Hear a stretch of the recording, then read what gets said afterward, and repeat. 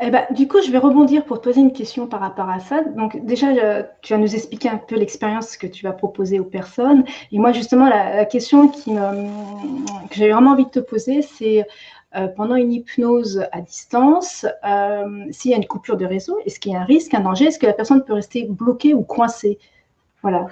Alors déjà, l'état d'hypnose, c'est un état naturel. C'est-à-dire que faut déjà se souvenir que, en fait, dès lors qu'on est, par exemple, absorbé par un bouquin et qu'on est en train d'imaginer la scène et qu'on voit, par exemple, le paysage qui est décrit dans le livre, ou l'expérience qui est décrite et qu'on la vit presque comme si on était dans le film, on est dans cet état d'hypnose parce qu'en fait, on est à la fois notre imaginaire est déjà sollicité et en même temps, on est pourtant assis dans notre canapé en train de lire le livre. D'accord. C'est pareil quand on est en train de conduire notre voiture, de rentrer à la maison et que on est simplement perdu dans nos pensées ou en train d'être ailleurs ou d'écouter la radio ou d'écouter peut-être en main libre un interlocuteur au téléphone.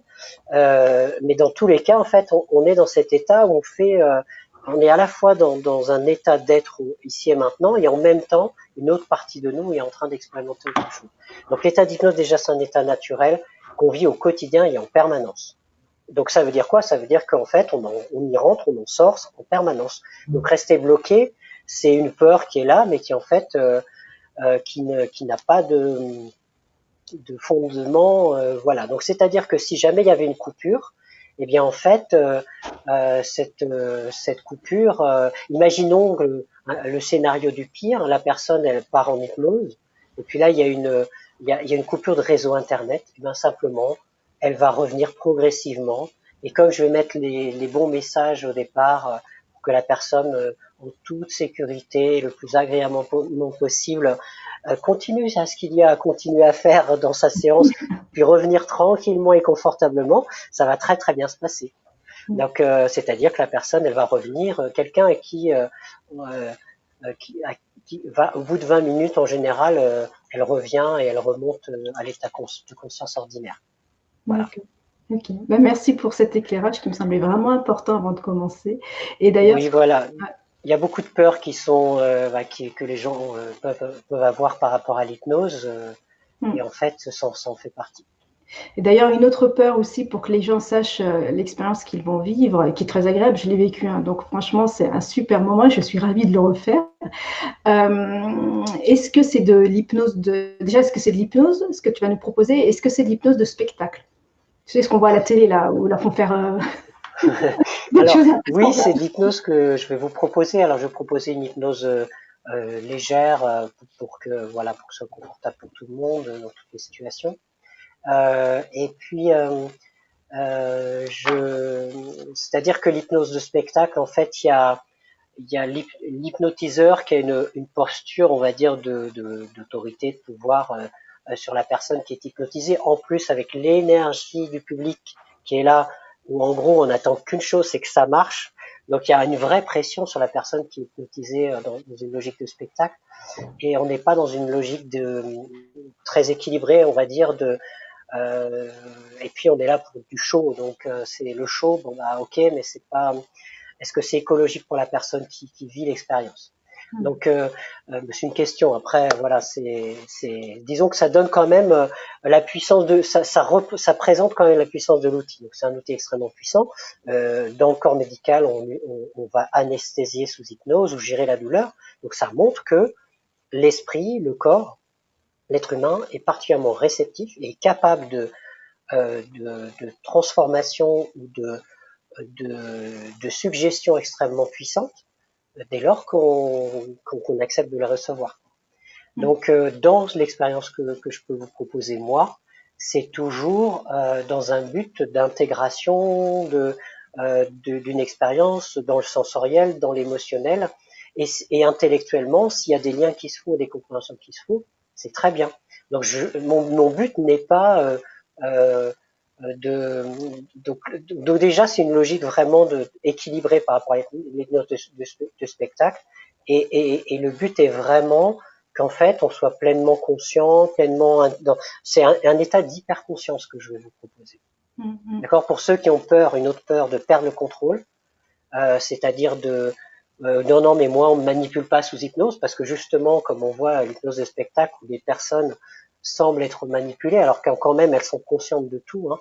Et souvenez-vous aussi qu'on a tous en nous un système de survie, une sorte d'alerte rouge qui est toujours là, et on va pas demander à une personne de faire quelque chose qui est contraire à sa survie. Ça va toujours, le système de survie va toujours s'opposer à ça. Donc, de toute façon, donc dans ce que moi je vous proposais, vous aurez toujours intégralement le souvenir de tout ce qui peut se passer. Ensuite, vous êtes dans un état d'hyperconscience, donc une perception maximisée de ce qui se passe. Et il n'y a pas, voilà, vous êtes dans cet état vraiment de présence à tout ce qui se passe physiquement, émotionnellement, visuellement, dans l'imaginaire, et en même temps intellectuellement de ce que vous avez compris, même si c'est pas le sujet là de l'expérience. Bon, Voilà. alors est-ce que de votre côté, vous êtes prêt à, d'ici quelques minutes, à démarrer cette expérience? Dites-le moi dans les commentaires. Et en attendant, j'avais une question aussi à te poser, Stéphane. Justement, tu parlais d'hypervigilance.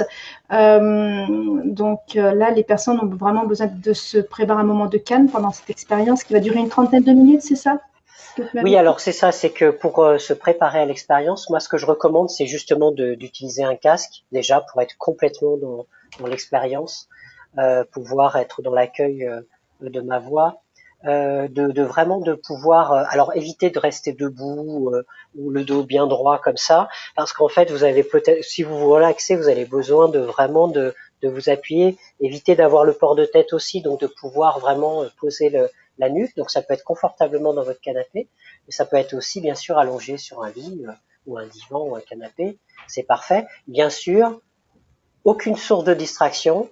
Donc, un appel téléphonique, un enfant qui vient, j'ai pas compris mon devoir.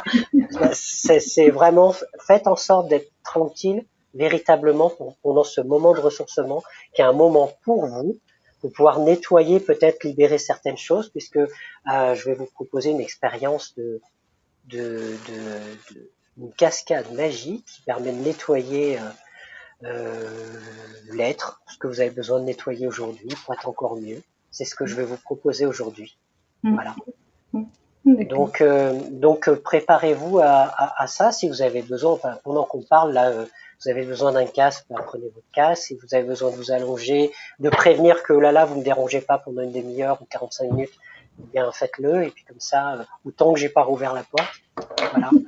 Et prévoyez ces choses-là pour vraiment être bien avec vous-même et tranquille dans l'expérience.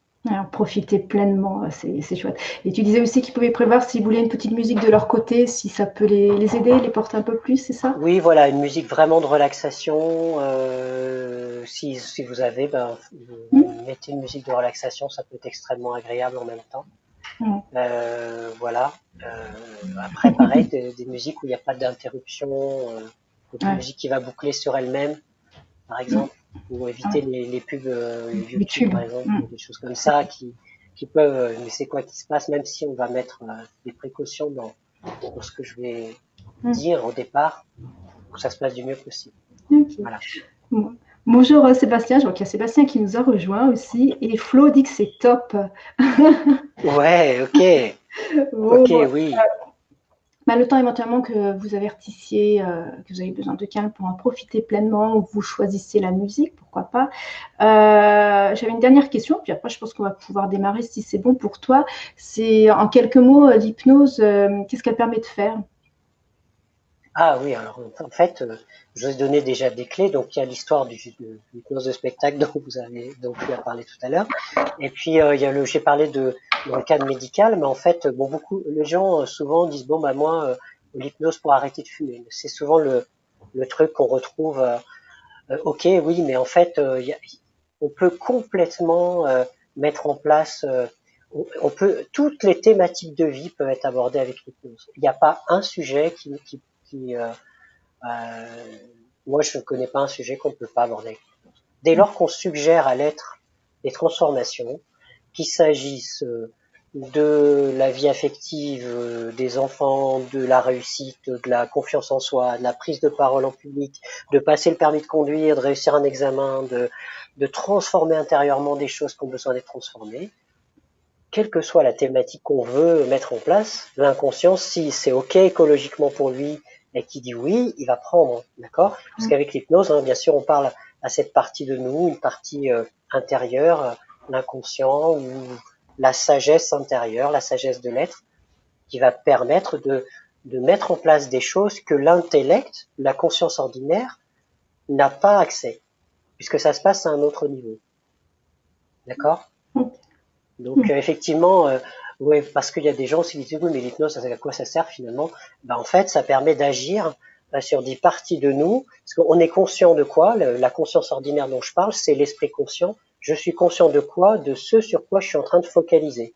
Donc ma vie au quotidien, ce que je dois analyser, anticiper, telle ou telle chose que je dois organiser, ou le fait d'être aware, comme dit Jean-Claude, hein, d'être disponible à ce qui se passe autour de moi, et donc je focalise sur ce sur quoi j'ai la tête dans le guidon, quoi. Mais à mon insu, à un autre niveau, il y a plein de choses qui se passent inconsciemment. Déjà, le fait de respirer, imagine s'il fallait être conscient pour notre respiration, on est complètement dans une logique inconsciente. Mais je parle de physiologie là, mais même mes schémas émotionnels, tous mes comportements, il y a plein de choses qui se passent à mon insu quelque part.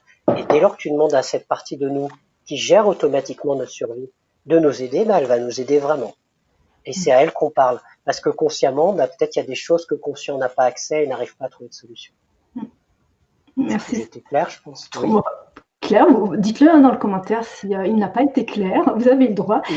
On a prévu après la séance de relaxation, enfin de cette expérience de cascade chez Eric, un temps de questions-réponses. Si vous avez justement des questions à me poser ou à poser à Stéphane, bah, ça sera le moment, mais on le fera après plutôt. Maintenant, bah, je pense qu'on va pouvoir pas tarder à démarrer. Est-ce que de votre côté, vous êtes prêts? Vous pouvez, je vois que Laurence est prête, super, Patricia aussi. Et avec son fils de 11 ans, chouette.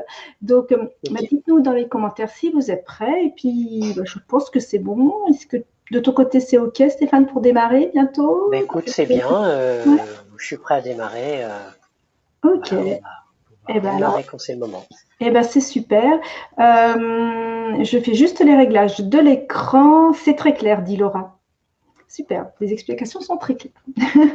Alors, je fais un essai, parce que c'est la première fois que j'utilise cette interface sur Facebook. Non, c'est le contraire. Voilà, c'est plus sympa comme ça. Moi, j'aime bien. Donc, Stéphane, je t'ai mis en plein écran. Ah, d'accord. Okay. Voilà, puisque c'est toi qui vas prendre maintenant intégralement la parole. Moi, je vais me laisser porter avec grand plaisir. Et je suis en tout petit sur l'image. Voilà, le temps, Flo dit que c'est oui. Marion, je suppose que c'est un oui. Sébastien aussi est prêt. Donc, tout le monde semble prêt. Donc, j'ai un dernier réglage à faire et ça va être tout bon. Ah oui, d'accord, ça y est, je viens de voir. Okay. Voilà, et ben je coupe mon micro par contre pendant ce temps-là pour pas qu'il y ait de bruit parasite. Ok. Mais par contre, je t'entends toujours. Donc, dis-moi juste, je fais juste un essai. Je me permets de faire un essai. Je vais couper le micro. Tu me dis quand même si. Ben non, de toute façon, ça ne change rien. Non, bon, on laisse tomber. C'est bon. Allez, vas-y, tu peux y aller. Après, si tu t'endors et qu'on t'entend tous ronfler. C'est pour ça que je coupe le micro. D'accord, ok, c'est ça. On ne sait jamais. Mais il y a quand même une image. Hein. Allez, c'est bon. Ok, très bien. Et Laura aussi est prête. Eh bien, super. Eh bien, c'est parti. Super.